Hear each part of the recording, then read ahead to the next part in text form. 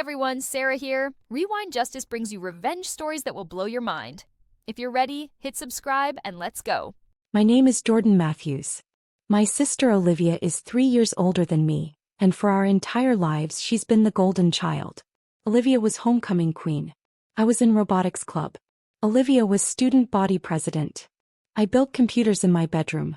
Olivia got a business degree from state and immediately started networking. I got a computer science degree from the same school and immediately disappeared into code. Why can't you be more like your sister? Mom asked at least once a week throughout high school. Olivia knows how to talk to people. Olivia has ambition. I had ambition. His looked different. In 2014, fresh out of college, I started working as a software engineer for a financial services company making $72,000 a year. Decent money but nothing spectacular. Olivia, meanwhile, launched her boutique marketing agency with a $50,000 loan from our parents and her then-fiancé's savings.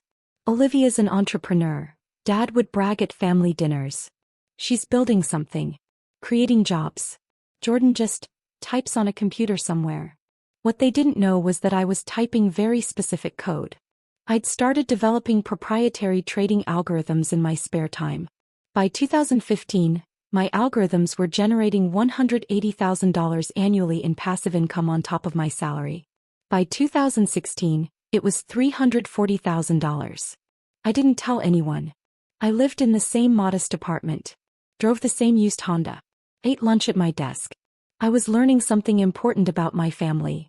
They respected the appearance of success more than actual success. Olivia's agency was bleeding money that first year. I saw the stress on her face at holidays, but she drove a leased BMW and wore designer clothes to client meetings. Everyone praised her. I was quietly becoming wealthy and nobody noticed. In 2017, Olivia got married to Preston Henderson. The wedding cost $85,000. Our parents contributed $30,000.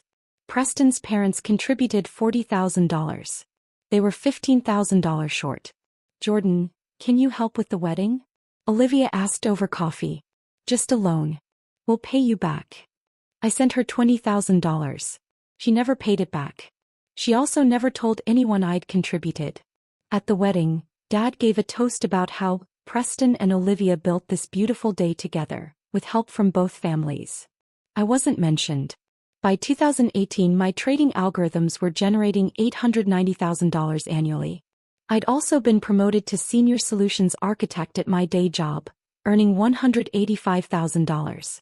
My net worth crossed $3 million. I was 30 years old and financially independent for life. My family thought I was a mid-level programmer making decent money. Then Olivia's business hit a critical moment. Jordan, I need your help, she called in January 2019, her voice tight with stress. I landed a massive client, a Fortune 500 company. But I need to hire 6 new people, lease bigger office space and upgrade all our systems. The contract is worth $4 million over 3 years, but I need capital now. How much? $2 million. Maybe slightly more. I whistled.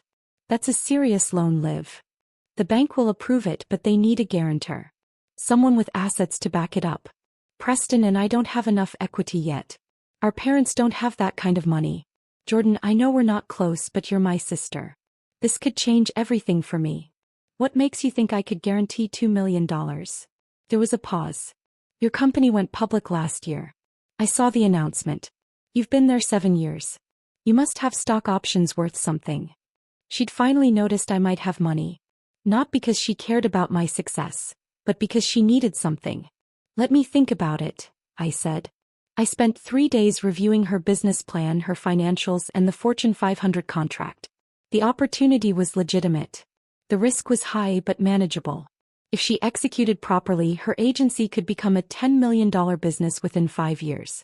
Against my better judgment, or maybe because I still wanted my sister's approval, I agreed. I met with her bank and provided financial documentation. My investment portfolio was worth $3.2 million. My stock options were worth another $1.8 million. My annual income from all sources was $1.1 million. The loan officer's eyebrows went up. Ms. Matthews, you're approved to guarantee up to $5 million if needed. Just the $2.1 million for my sister's business. He prepared the paperwork. I signed as guarantor, which meant if Olivia defaulted, I was personally responsible for the full amount. Jordan, thank you so much, Olivia said when the loan was approved. I'll pay you back for this somehow. Just make the business work. I will. I promise. Then she added something that should have warned me. Let's keep this between us, okay? Preston's kind of sensitive about accepting help. Translation. She didn't want anyone knowing she'd needed her disappointment sister to guarantee her success. I agreed. Another mistake. The loan closed in March 2019. Olivia's agency exploded. She hired the staff, moved into a beautiful downtown office, and landed 3 more major clients by the end of the year. By December 2019, Henderson Marketing Group had 22 employees and $7.2 million in annual revenue. Olivia was featured in Business Insider and the local business journal. Our parents framed the articles. "We're so proud of you," Mom gushed at Christmas dinner. "You've built an empire." Olivia beamed. "It was hard work, but we did it." We, meaning her and Preston. I was sitting right there. The guarantor on the $2.1 million loan that made it all possible. Not mentioned. "What about you, Jordan?" Uncle Mike asked politely. "How's the computer job?" "It's fine. Same company, different projects." "Still single?" Aunt Carol asked with pity in her voice. "Still single." "Well, you can't have everything," she said, glancing at Olivia. "Some people are meant for big success, some people are meant for stability." The message was clear. Olivia was the success. I was the stable disappointment. Faye only knew. My trading algorithms had generated $1.4 million in 2019. My day job paid $210,000. My stock options from the IPO were now worth $4.2 million. I'd started angel investing in tech startups, 3 of which had successful exits, netting me another $2.8 million. My net worth was $8.7 million. At 31, Olivia's business was worth maybe $3 million in equity, and she owed $2.1 million of it to the bank, guaranteed by me. But she was the success story. I was the disappointment with no real career. I kept quiet. I kept watching. And I kept documenting everything. Over the next 2 years, a pattern emerged. Olivia would have lunch with me 3 or 4 times a year. She'd talk about her business, her success, her challenges. She'd ask generic questions about my life. How's work? Dating anyone? But her eyes glazed over when I answered. Then casually she'd mention something she needed. Jordan, could you help me with a vendor payment? We're between receivables. Just $15,000. Jordan, Preston's car died. Could you loan us $8,000 for a down payment? Jordan, our mortgage payment is late because a client hasn't paid yet. Could you cover $4,200 just this month? Each time I sent the money. Each time she promised to pay me back. The payback never came. By 2021, I'd sent her an additional $127,000 in loans, beyond the $2.1 million loan guarantee. I kept a spreadsheet. I documented everything. And I never told anyone. Meanwhile, Olivia's public image grew. She was invited to speak at entrepreneur conferences. She joined the board of the Chamber of Commerce. She and Preston bought a $1.2 million house in the suburbs. At family gatherings she held court. Stories about landing clients, managing employees, building her brand. Everyone hung on her words. I sat in the corner checking my phone. My portfolio had crossed $12 million. I'd been offered a VP position at a Fortune 100 tech company with a $380,000 base salary plus stock grants. Nobody asked me about my work anymore. They'd decided years ago that I was the boring one. Then came the anniversary party. Olivia and Preston's 5th anniversary party was held at an upscale event venue downtown in August 2022. 200 guests. Open bar. Catered dinner. A jazz band. The party cost at least $50,000. I wondered if she'd put it on the corporate card. I arrived in my usual style. Simple dress, minimal makeup, the same practical heels I'd worn to 3 other weddings. My car, still the Honda, looked distinctly out of place in the parking lot full of BMWs, Teslas and Mercedes. Jordan. Olivia swept over in a designer gown that probably cost $3,000. You made it. I wasn't sure you'd come. Wouldn't miss it. Come meet some people. These are clients and business partners. Important connections. She introduced me to a group of well-dressed professionals. This is my younger sister, Jordan. He works in, what is it again? IT. Software architecture, I corrected. Right, computers. She turned back to her guests. Jordan's very smart, but she's more of a behind-the-scenes person. Not really cut out for the business world like some of us. The condescension stung, but I smiled politely. The evening progressed. Dinner was served. Toasts were made. Preston gave a speech about how he and Olivia had built their empire from nothing. From nothing. Not from a $2.1 million loan guaranteed by her disappointing sister. Then came the moment that changed everything. Olivia stood up for her own toast, slightly drunk on champagne and attention. I want to thank everyone for being here tonight. Preston and I have worked so hard to get where we are. We started with a dream and a lot of determination. Applause. It hasn't always been easy. There were times when family didn't believe in us. Times when people doubted we could make it. She glanced at our parents who looked confused. They'd always believed in her. But we proved them wrong.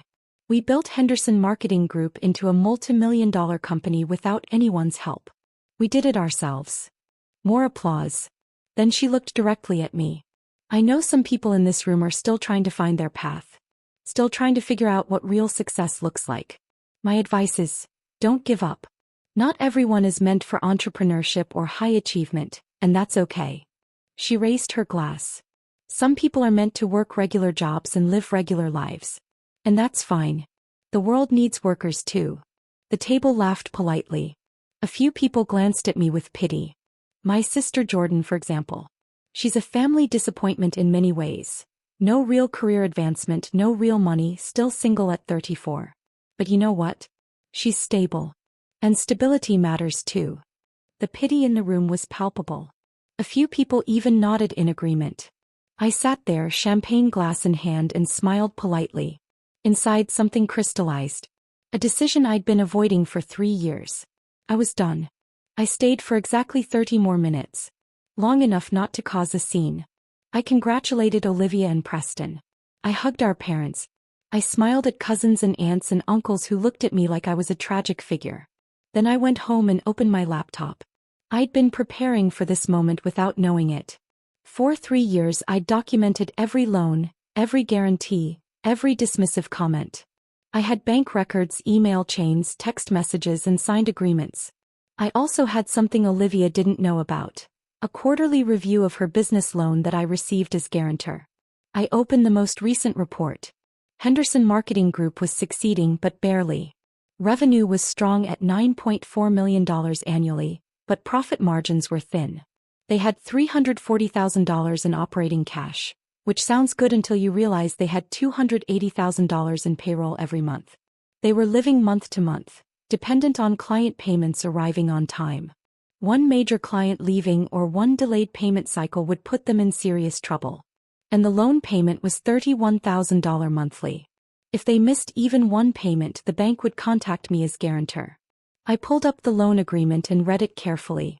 There was a clause I'd negotiated 3 years ago that Olivia had probably forgotten. As guarantor, I could request to be removed from the loan at any time, provided I gave 30 days notice. If I removed my guarantee and Olivia couldn't replace it with equivalent collateral, the bank could call the loan due immediately. All $1.8 million remaining balance. I opened my email and began typing. Monday morning at 9 a.m. I called First National Bank and asked for Richard Torres, the senior loan officer who'd handled Olivia's loan. Ms. Matthews, good morning. What can I do for you? I'd like to remove myself as guarantor on the Henderson Marketing Group business loan. Account number 4782 to 9934. There was a long pause. I'm sorry, could you repeat that? I'm exercising my right to remove my personal guarantee from the loan. Per Section 8.3 of the Guarantor Agreement, I'm providing 30 days written notice. Ms. Matthews, do you understand what this means? The loan balance is $1.87 million. Without your guarantee, Henderson Marketing Group will need to provide alternative collateral of equivalent value, or the loan becomes immediately callable. I understand completely. May I ask why you're doing this? Personal reasons. I'll have my attorney send the formal notice today. Please contact Mrs. Henderson immediately to inform her of the situation. Ms. Matthews. 30 days, Mr. Torres. Starting today. I hung up and called my attorney, Rebecca Chin, who I'd kept on retainer for 2 years specifically for situations like this. Rebecca, I need you to prepare a formal notice of guarantee withdrawal and send it to First National Bank today. Jordan, we discussed this. Are you sure? I've never been more sure of anything. All right. I'll prepare the documents. But you know this will destroy your relationship with your sister. That relationship was destroyed the moment she called me the family disappointment while spending money I made possible. Fair enough. I'll have the notice sent within the hour. At 10:47 a.m. my phone rang. Olivia. I didn't answer. She called again at 11:03. Again at 11:34. At 11:52 my mother called. Jordan, what is this nonsense about removing a loan guarantee? Olivia is hysterical. It's not nonsense, Mom. It's a legal right I'm exercising. But why? What did she do? She called me the family disappointment at her anniversary party. In front of 200 people. While I'm the only reason she has a business at all. What are you talking about? I'm the guarantor on her $2.1 million business loan, Mom. I have been for 3 years. Without my personal financial backing, that bank would never have loaned her the money to expand. Her empire exists because of my guarantee. Silence. You never said. Olivia asked me not to. She said Preston was sensitive about accepting help. The truth is she didn't want anyone knowing that the family disappointment was the reason for her success. Jordan, please. Don't do this. She's your sister. She had a chance to treat me like a sister. She chose to humiliate me instead. I hung up. By 2 p.m., I had 17 missed calls and 43 text messages. Olivia, Preston, my mother, my father, Uncle Mike, 2 cousins, and even Olivia's business partner. At 3:30 p.m. there was a knock on my apartment door. I checked the camera. Olivia and Preston. I opened the door. Jordan, please, Olivia said immediately, tears streaming down her face. Please don't do this. Hello, Olivia. Preston. Can we come in? Preston asked. I stepped aside. They entered my modest apartment, the same one I'd lived in for 8 years, despite being worth $14.3 million. Jordan, I'm sorry, Olivia started. What I said at the party was wrong. I was drunk and I wasn't thinking. You were thinking exactly what you've always thought. That I'm a disappointment. That I'm beneath you. That I'm just a worker bee with no ambition. That's not true. Olivia, you've thought that for years. The party was just the first time you said it out loud in front of witnesses. Preston stepped forward. Jordan, I don't know what happened between you two, but please understand. If you pull your guarantee, the bank will call our loan. We don't have $1.87 million. We'll lose the business. Then you should have thought of that before treating me like garbage. I didn't know. Preston said desperately. Olivia never told me you were the guarantor. I thought the loan was approved based on our business plan and collateral. I looked at Olivia. You didn't tell your husband? She looked away. I didn't want him to think we couldn't do it ourselves. So you lied to him too. Interesting. Jordan, please, Olivia begged. What do you want? An apology? I'll apologize. In front of everyone. At the next family dinner. I don't want an apology, Olivia. I want you to understand something. I pulled out my laptop and opened the spreadsheet I'd been maintaining for years. This is every penny I've given or guaranteed for you over the past 8 years. The $20,000 for your wedding that you never paid back. The $127,000 in loans for vendor payments, mortgage help and emergencies. The $2.1 million loan guarantee that made your expansion possible. I turned the screen to face them. Total, $2,247,000. Preston's face went white. $2 million?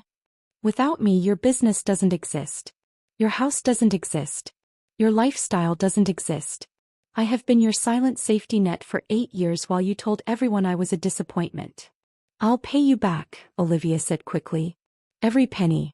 I swear. With what money? Your business has $340,000 in operating cash and a monthly payroll of $280,000. You're barely breaking even. How do you know that? I get quarterly reports as the loan guarantor. I've been watching your finances carefully for 3 years. You're successful on paper, but you're living on the edge. One major client leaves, one payment cycle gets delayed, and you're in serious trouble.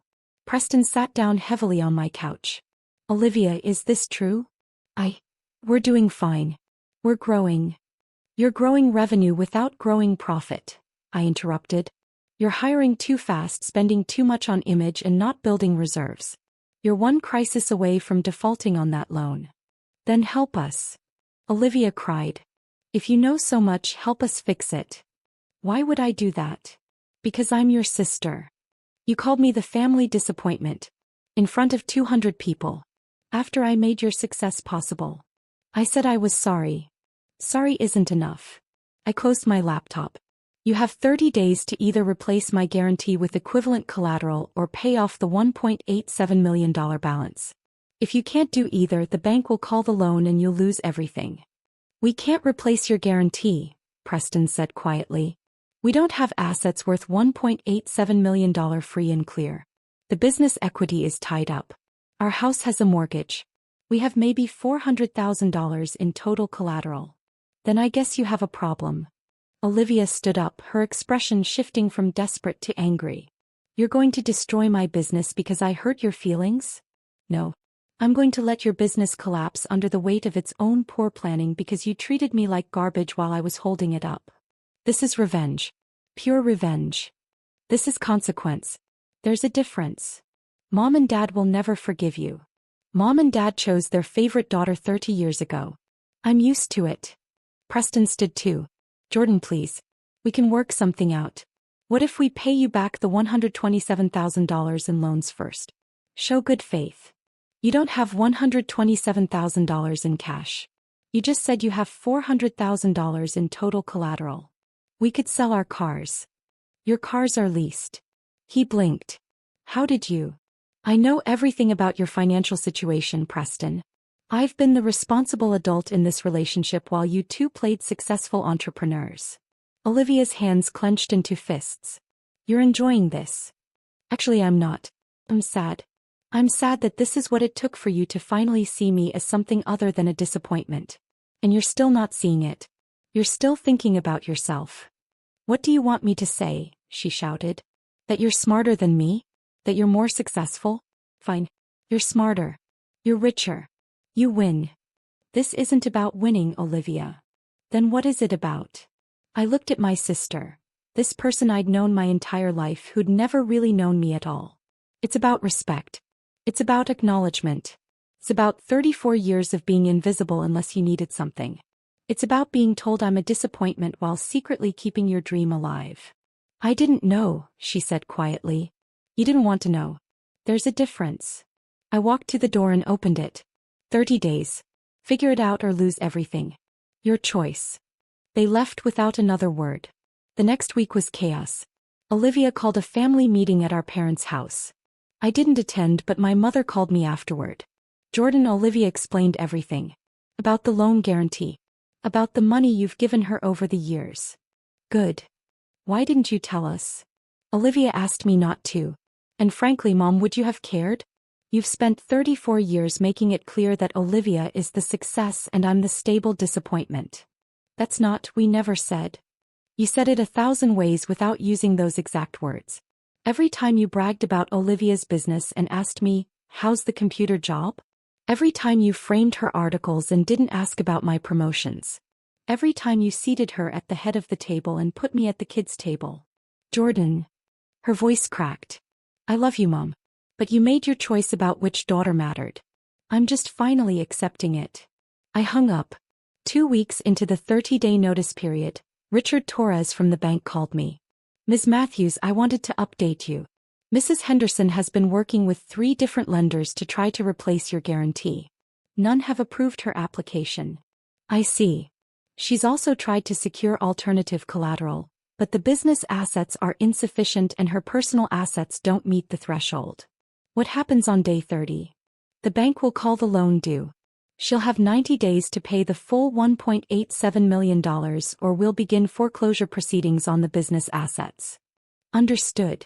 Ms. Matthews, may I speak candidly? Of course. In 20 years of commercial lending, I've never seen a guarantor provide this level of backing for a family member. Your financial position allowed Mrs. Henderson to access capital she never could have obtained otherwise. I know. She owes you her business. She does. I hope she realizes that. I don't think she does, Mr. Torres. But she will. Day 28, Olivia showed up at my office building. Security called me. Ms. Matthews, there's an Olivia Henderson in the lobby asking to see you. Tell her I'm in meetings all day. She says she'll wait. Tell her not to bother. But I saw her as I left that evening. Sitting in the lobby looking exhausted. She stood when she saw me. Jordan, please. Just 5 minutes. 3 minutes. Lobby only. We sat in uncomfortable modern chairs designed to discourage loitering. The bank won't extend the deadline, she said. I can't replace your guarantee. I can't pay off the loan. In 2 days my business dies. Okay. That's it? Just okay? What do you want me to say, Olivia? I want you to tell me what I can do to fix this. Name your terms. I'll do anything. I looked at her carefully. You want terms? Yes. Please. I pulled out a document I'd prepared with Rebecca's help. These are my terms. She took the papers and read. Her face went from hopeful to horrified. You want me to publicly acknowledge the loan guarantee? To tell everyone you're the reason my business exists? Yes. And you want repayment of the full $2,247,000 over 10 years at 6% interest? Yes. And you want monthly financial reports on the business? If I'm keeping my guarantee in place, I want visibility into the business health. And you want me to issue a public apology? In front of the same 200 people you called me a disappointment in front of? Yes. She looked up at me with tears in her eyes. This will destroy my reputation. Your reputation is built on lies. This will just reveal the truth. People will think less of me. People should think less of you. You built success on your sister's money while calling her a disappointment. Jordan, please. Those are my terms. Accept them by tomorrow at 5 p.m. and I'll keep my guarantee in place.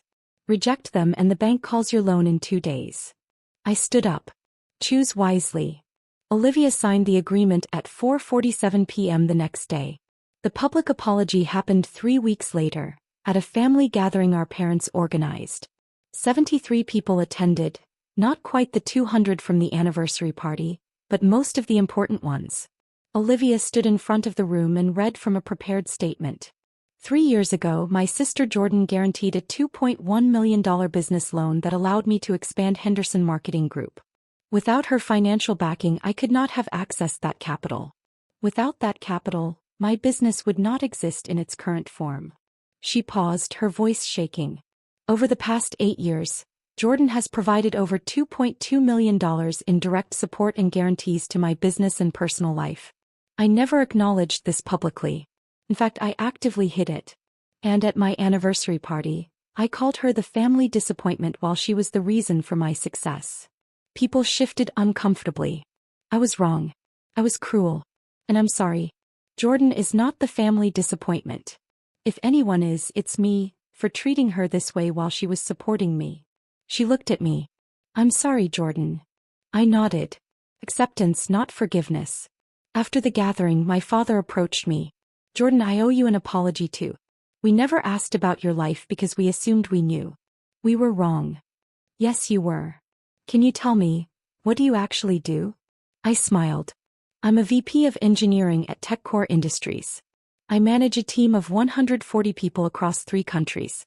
My base salary is $420,000.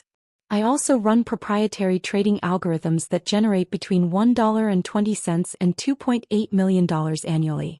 And I have an angel investment portfolio worth about $6 million. His jaw dropped.